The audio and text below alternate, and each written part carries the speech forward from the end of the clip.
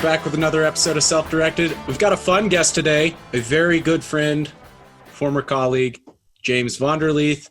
I'll let you, James, tell us more about what you do versus like trying to concoct some kind of like fake grandiose sounding bio and title, because I'm not even sure what you call yourself these days, but definitely. I think it's still James. Just James. Yeah, the last time I checked.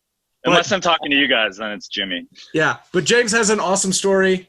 I think it lines up great with what we talk about on the show. Some lessons to be learned about starting his own company out of college, his career progression since then, what he's done since he left full-time employment to go out on his own, consulting and all sorts of other stuff, traveling the world. So, James, welcome to Self-Directed.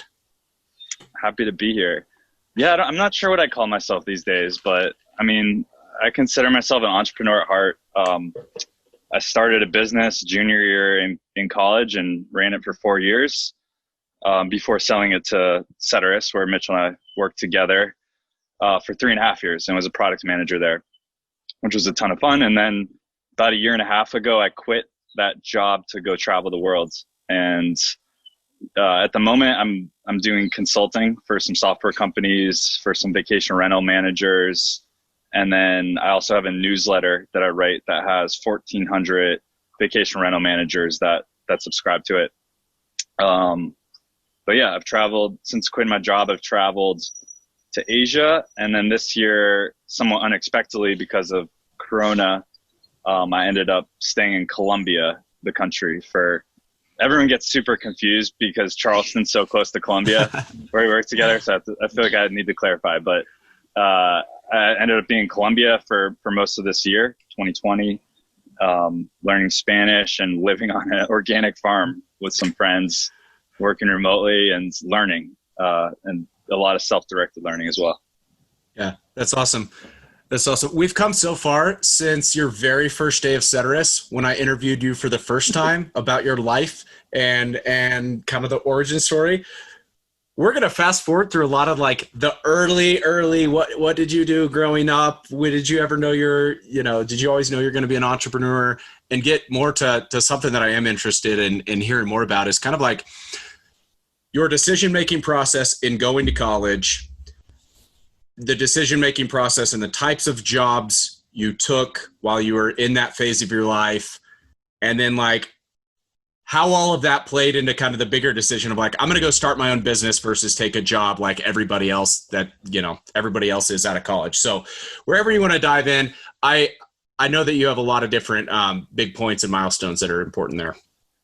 Yeah. So I was thinking about it a lot, preparing to come on here, but all I knew in high school is that I wanted to get to the South. I grew up in the Boston area, and I just hated the cold. And but I think really deep down, I wanted to reinvent myself. Like I wanted to get away from my friends and family and start somewhere fresh. And so I got into, a bunch of great schools in the South, like the Tulanes, Emory's, University of Miami, ones like that, but they were all so expensive. And luckily my dad steered me clear of going to the ones that were like $60,000 a year, because I didn't have a clear vision of what I wanted to do or how I was going to use that degree. And my dad's very financially conservative. And so I went to College of Charleston, where I got a great scholarship, and I was able to get into the honors college there and be sort of like a big fish in a small pond. And it ended up working out really well, because Charleston has a ton of thriving small businesses. It's got a ton of character. It's one of my favorite cities in the world still, even though I don't live there anymore. But yeah, I ended up going there, and I sort of became an accidental entrepreneur. I always thought I was going to be a writer. That was my dream, is to like write movies. And I had some success doing that in college with like some short stories I read, and my family would like email it around, and the next thing you know, it was like going viral. And so with that sort of like little bit of success, that was sort of my vision. But then I got into a freshman year English class, English Lit, and I knew within 10 minutes that I couldn't do that major. It's like all the kids were using phrases like in the sense that, and, you know, like belaboring points, like talking these big, convoluted, confusing sentences and words I didn't understand. I was like, I don't want to have anything to do with this. So I switched to economics, and then junior year, you know, like all my friends are from where I grew up. They're all very smart, very much more book smart than I am, and they all had these great internships going into junior year of college. It's like an important summer. They were working in these places in Boston, and I had no clue what I was going to do. I think I spent the summer before like golfing, and you know what the great motivators of a 19-year-old boy is girls. And I could tell that like if I didn't get a clear direction, like the girl that I was seeing at the time was probably going to leave me. And so it really motivated me to get on Craigslist. And I literally found a job working. My girl was going to leave me, so I got really motivated to go on Craigslist. Is this a country music song? That's what it sounds like, right? Yeah. So, and then somehow in that search, I got this job at a car dealership, working as a valet, the head valet at a Toyota dealership. Not just a regular valet. Yeah, I was like senior valet. Wait, I gotta pull up your LinkedIn really fast and see if is that on there? No, that hasn't lasted. Missing. I don't think. Yeah. Man, that's you too gotta bad. Get that back up. So that was really my first real job, other than all the weird entrepreneurial stuff my friend Taylor and I would do growing up, like to hustle and make money. But we would always have money. We'd always figure out these different ways. But anyway, I did that, and then I also found this other opportunity working at a law firm, helping them in their QuickBooks. And I don't know how I talked myself into getting that because I had no experience. And I think somehow I told the hiring manager, like, hey, sorry, the car dealership just said yes, like sorry, I can't come in anymore. And she was like, no, like you can do this like 10 hours a week, it's fine. And like I accidentally like played hard to get or something. And I came in and worked all summer and got to know the people a little bit. And after the summer ended, or was ending, they were like, hey, you know, you've done a really great job. We like you. We want you to work from college, and we'll pay you $100 a week as a subcontractor. And you can log in through our server. And so this was back in 2011, right when, you know, before cloud computing had really taken off. Yep. And so I got to college and I was doing it, and then I figured out how to do it quicker and quicker. And then before you knew it, I was doing it in like 2 hours or less a week. So for a college student, like $100 working anywhere you want, anytime you want for 2 hours a week was like amazing. Yeah. And so I realized that like, wow, maybe other businesses will need this. And then I started researching it and learned more about like cloud accounting, cloud computing. And then I just decided, like on a whim, I made a website and just spent like a few weeks learning all I could about this QuickBooks and small business accounting. And I made a website, found a mentor, and then all of a sudden I was getting all these small businesses in Charleston.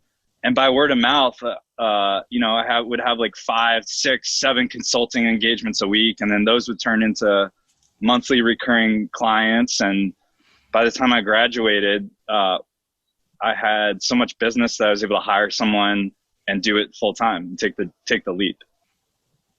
That's incredible. James, I'm curious.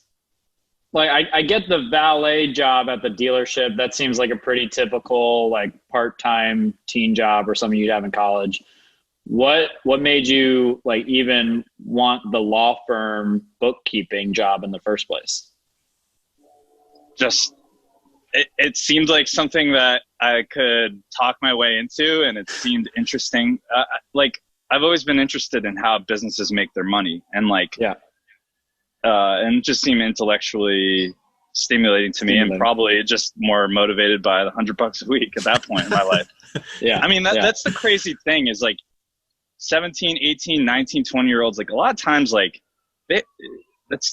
you have no idea what you really want out of life at that age. And to sign your life away for $200,000 in debt, or, you know, a lot of or even $100,000 in debt without knowing what you're going to do is is crazy. Or even like being the type of person where it's like, okay, I'm going to do these high, like prestigious summer internships because I'm trying to have like a 20-year career track in finance or something.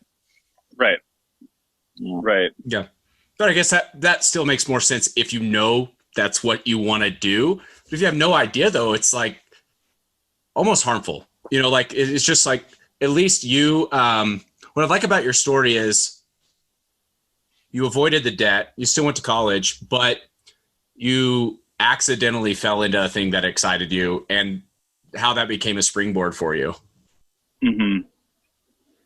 Yeah, totally. I mean, once I started to get into the books of small businesses, it was so fascinating because, I would have this natural curiosity to figure out, oh, why is this business paying so much in this type of category? And you could see which business models are doing better.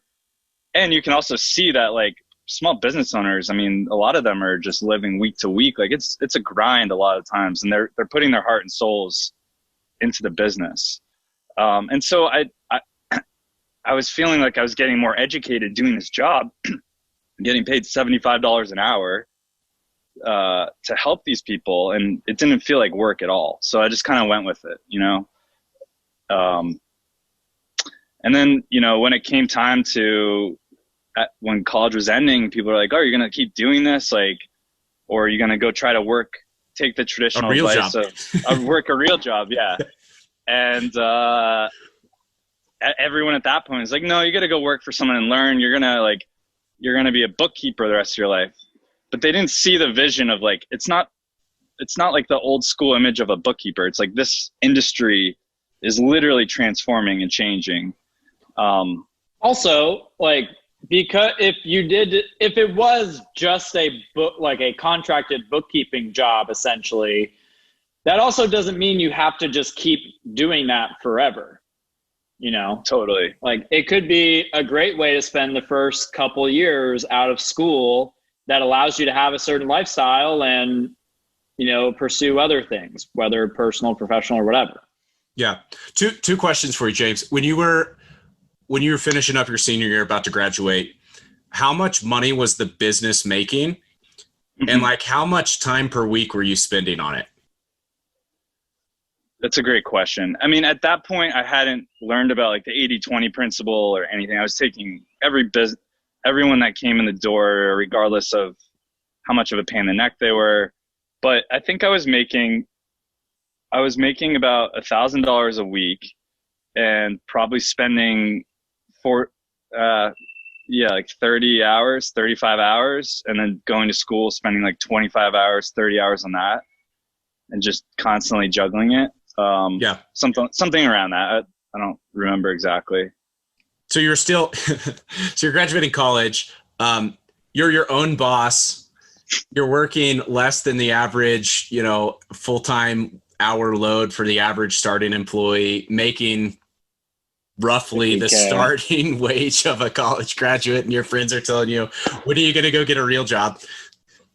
Yeah, it's amazing. I mean, I just took a completely almost backward track.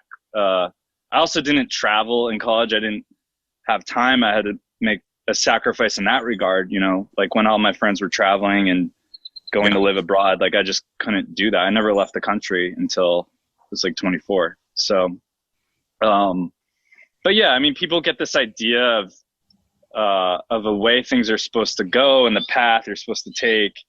And for me, I just found that I took a little bit of an unconventional route, and I wouldn't change it. I just try to follow my gut. Yeah. I think my favorite thing about you starting that business in college is I think there's a lot of people that would be in that situation is like, hey, I have this gig and I found a way to do it very efficiently where I can be bringing in $100 a week for a couple hours of work a week. But I think almost everybody that would be in that situation would just stop there and not think about like, oh, I can turn this into a business and I can go do this for other companies and stuff. Yeah. And I think you've always had that like entrepreneurial streak in you. Where, like, what do you attribute that to? Or like, what do you think the difference is between you and just like the average person in that situation?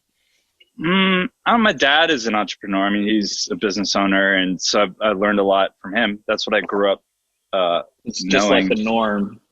Yeah, and I don't know. I mean, there's also a lot of luck involved. Like, I only ran one advertisement ever for the business, and the person to respond was the executive assistant to a CEO of a publicly traded billion-dollar company.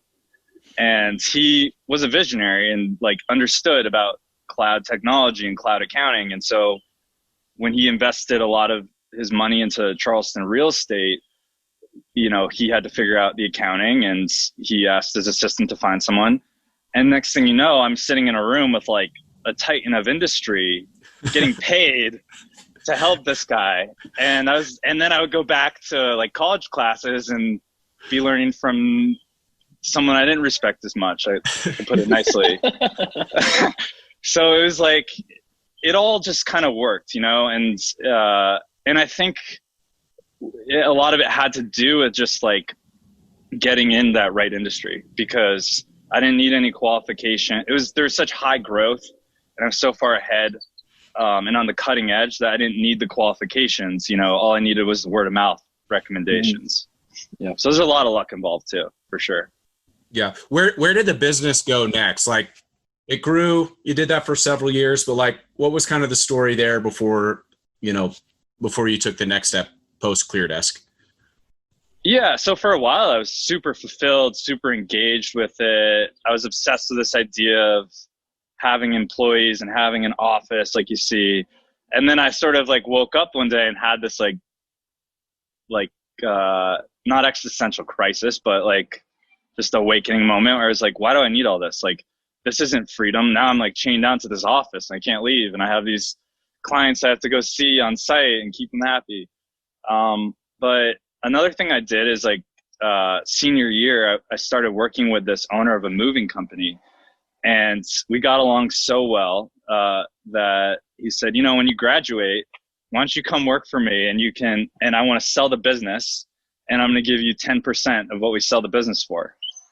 7% or something like that. And we ended up selling it, for a lot of money. And it gave me sort of room to have that financial cushion where now all of a sudden I didn't have to wake up and think about money all day and how am I going to make payroll?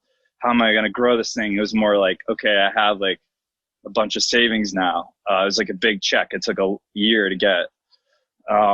And so yeah, then I was like, well, now the next challenge is I want to travel, and I want to make this so it's like location independent and be a digital nomad. And so I did that. I went to Europe. I organized the business in a way where I could make that happen, and I had to fire a lot of clients that weren't right fits or weren't up to doing like the Zoom calls and the remote work. So I went to Europe for a couple months, traveled around, and then meanwhile, Levi, the CEO of Ceterus, had been contacting me a lot about buying my business and having me come work for him. And I told him no, like 2 or 3 times. And then finally, when I got back from Europe, I was like just so bored with being back in the US, like back to real life, and had like, just felt like the challenge was over almost and wanted something else. And it just sort of all lined up, and I joined Ceterus, and learned so much. It was a much bigger company environment, and got to experience like the venture capital side and building a product, like actually working in the tech as a product manager. So yeah, just like it was time. It was 4 years I was doing the business, and I was kind of getting tired of not being around anyone and not having just feeling like a little bit isolated and feeling like I wasn't learning as much anymore. So I wanted a bigger challenge. Yeah, that's a small sidebar in like that transition. What I think is really cool. Like I remember, like kind of your starting role coming into Ceterus, and like a lot of things you worked on were like projects that were directly the result of like the business you built. Like you were working primarily on like, how do we get customers from a sale to like onboarding up and running, and all these cloud systems, all these people who are all over the country, and you just like reorganized your business in order to kind of support that. And it was like, that was a very clear opportunity that you had built your own kind of knowledge base on. You developed your own skills, which like unlocked this next opportunity. Yes. Yeah, exactly. Like I could come in and immediately provide value, and Levi knew that, and it worked out. And I mean, he sold me on his vision, which was, hey, I'm 10 years older than you. I was going to him as a mentor basically, because I was impressed with what they had built and how they had scaled. And they happened to be in Charleston somehow, just so lucky almost.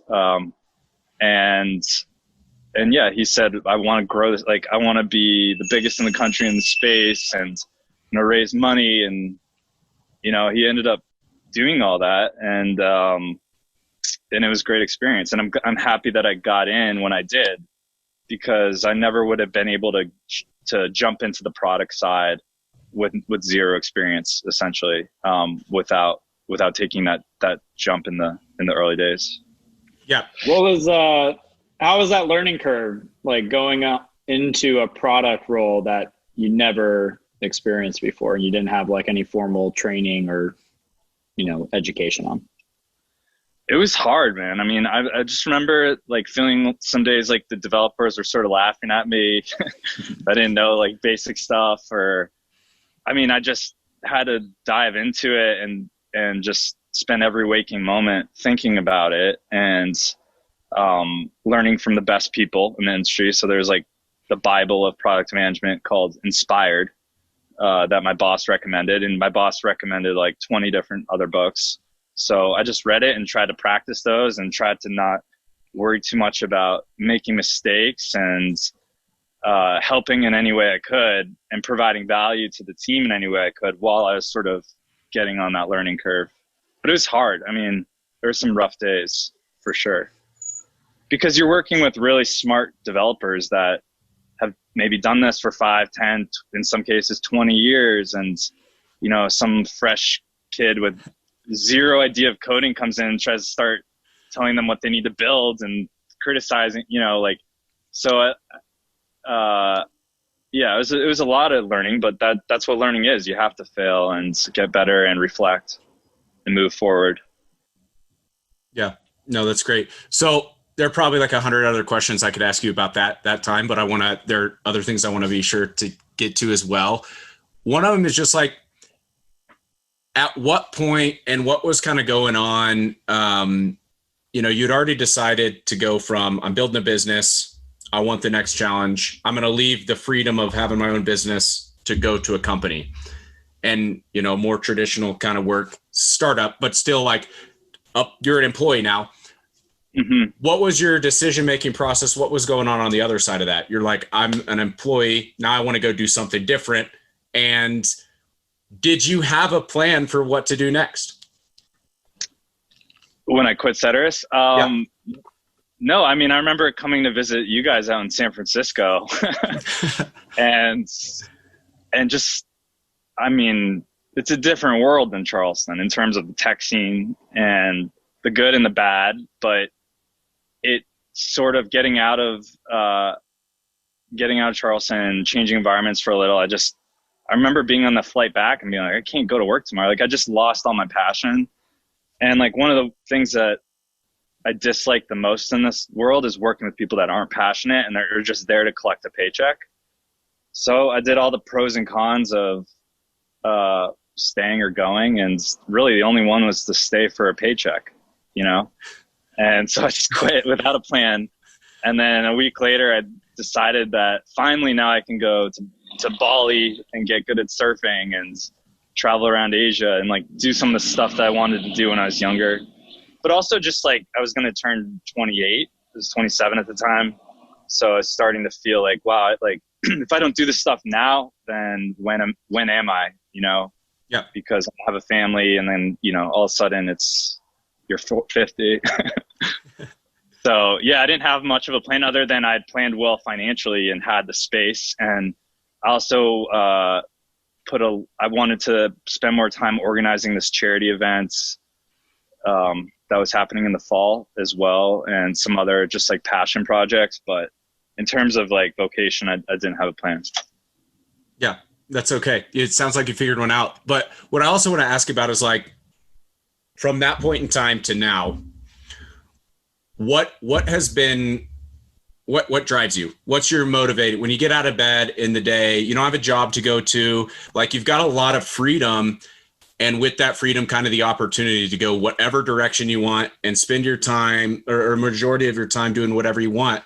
Like, how do you do that? Do you have like some kind of pressure to go get stuff done? Like how do you make your decisions, and what is life like in that kind of context? Yeah, it's different. There's less structure for sure. So you have to make some routines and structure. Like since I got to Austin 2 weeks ago, I've been going to the gym every day, the outdoor gym with masks on. Don't shame me, Mitchell. That's for another podcast. And yeah, I mean, like in the last year, there's just been so many things I've wanted to learn to have a naturally more broad education, and knowledge base. So like, I try to create as much structure as I can with habits, like going to the gym, working out, different like little rituals. But then like this year I've just been learning more about history, philosophy. I've did daily Spanish lessons, which also gave me some structure. And then I have a few like consulting clients that have monthly deadlines that gives me some structure. But other than that, I've really thrived on the freedom of not really having too much of a schedule, because I never went through those phases. Like from junior year on, like I was just working all the time, and so I'm not trying to feel guilty about it. Like the old me would have felt guilty about not working in the sense of like making money, but there's a lot of other things that I feel like I need to work on that don't involve money at the moment. Yeah, which is totally fine. So I want to leave some time just to ask you kind of about like all the different projects, consulting, the newsletter, how those came to be, and like kind of what your take is on them. Like, is it, I do this because it's fun? Is it something you're trying to turn into more? I just want to hear about them real quick, because I think they're cool. Yeah, the newsletter, it wasn't planned really until coronavirus happened in March. And there was so much chaos going on, especially as it relates to the vacation rental industry. And, I own a house as well that I rent out to short-term and medium-term rentals in Charleston. And there just was no good source of information. Like, and these people are so busy, they're business owners, they don't have time to be looking at a zillion different sources. So created this newsletter. I promoted it pretty hard in like Facebook groups and got a lot of traction there. We found a list of vacation rental managers off the internet, and people have gotten a ton of value out of it. When I did it, I didn't really have an idea of how I wanted to monetize it, other than just like the relationships that has brought into my life so far has been pretty amazing. Like I've had people be like, wow, this is awesome. Like you need to come out to San Diego and come stay at my beach house. Or then I've gotten consulting engagements with companies in Silicon Valley that I'm learning a ton from and able to help out. So yeah, that's one thing. And then, I'm sorry, what was your other question? I forget. No, I mean, I was just generally asking about that. Like what I wanted to kind of piggyback off of that is ask, like, how long did it take you to go set that up? I mean, I know that you're not doing it like every day. You haven't, it's like a monthly newsletter now, but you have a pretty good size list. I know you've gotten some opportunities from it, but it didn't sound like it was this thing where you had this big picture vision for what it was. It seemed like it was more a spur of the moment thing. Like how much time went into, hey, I should create this newsletter, and then actually doing it and then getting some traction from it? Yeah, well, I spent 3-4 weeks, like pretty maniacally growing it. I mean, just trying to get the rocket off the ground, so to speak. I mean, the hardest part with these things is getting it started. Yeah. So this happened to be during quarantine. I was in Colombia, and it was before we moved out to the country. So it was basically like being in jail in the city, and there's nothing else to do. So it was great. It forced me to sit down and do it, and we felt like we were breaking news stories and stuff. And because it was like during the time where there was just complete chaos, and Airbnb would just like one day wake up and decide to allow anyone to cancel and disregard their cancellation policies, and the hosts were being livid, and then the Congress was deciding how they're going to bail people out and how that was going to involve the real estate industry and all these different things going on. And so it was just, I felt like it was a really good time to build an audience, and I felt like if I didn't do it then I'd be missing the opportunity. So I spent 4 weeks just constantly, just every waking moment on there, either writing blog posts, doing the newsletter, promoting it, getting new leads and stuff, talking with listeners or readers. And then from there on, it's sort of cruised. Like I just do it once a month, and people read it and open it, and it's not a ton of work. It's maybe a half day of work a month now to get it out. That's awesome. Awesome to hear. Well, that wraps up my Grand Inquisition for you, Jimmy. But I appreciate you sharing this. I think you got a cool story. I love that, all the kind of like opportunities that opened up kind of as a result of just like, hey, I'm interested in this thing and following them. And now like how a lot of the knowledge you gained, you can still gain value for that, like through the newsletter, the consulting, all that stuff or whatever. So cool. Yeah, I'm happy to be on. Nice to talk to you guys. You bet. All right. See you soon. This has been another episode of Self-Directed. Stay in touch for more.